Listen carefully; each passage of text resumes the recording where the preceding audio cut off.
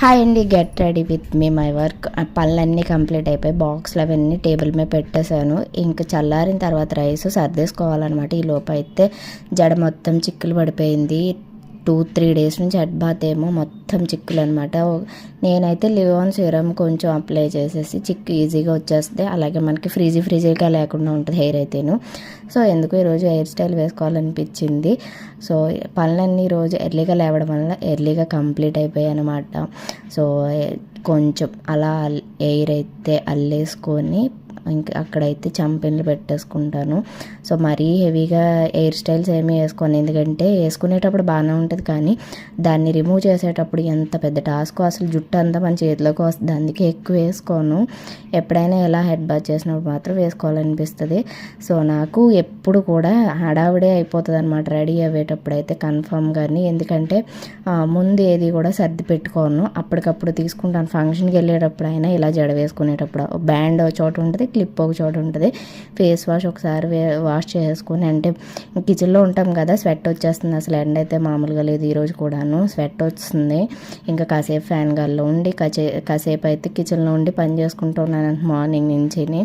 ఇంకా నాకు ఫేవరెట్ అంటే అలోవెరా జెల్. ఇది 2 months వచ్చేస్తుంది అనమాట ఈ బాక్స్ అయితేను. నాకు చాలా బాగా వర్కౌట్ అయింది ఫేస్కి అయితేను. అంటే హెవీ గ్లో అని చెప్పలేను, కానీ పింపుల్స్కి కొంచెం యూజ్ అయిందని చెప్పొచ్చు. హెవీ పింపుల్స్ అవి ఎక్కువ రాకుండా యూజ్ అవుతుంది అంతే. ఇంకా దాని తర్వాత మాయిశ్చరైజర్ కింద యూజ్ అవుతుంది అనమాట అలోవెరా జెల్ అయితేని. తర్వాత ఫెయిర్ అండ్ లవ్లీ. అంతే, పౌడర్ నేను అసలు అప్లై చేయను, ఎందుకంటే మనం ఎండలోకి వెళ్ళామనుకోండి ఇంకా అది ప్యాచ్లా పడిపోతుంది అనమాట. అందుకే నేను only aloe vera gel, fair and lovely, ఇంకా స్టిక్కర్ పెట్టేసుకుంటాను అంతే. నా సింపుల్ మేకప్ అయితేని. ఇంక ఇది అయితే ఎక్కడికి వెళ్ళినా అంతే. ఎక్కడికైనా ఫంక్షన్ ఉంటే మాత్రం కాంపాక్ట్ పౌడర్ వేస్తాను అంతే. నాది ఇది బేసిక్ అంతే.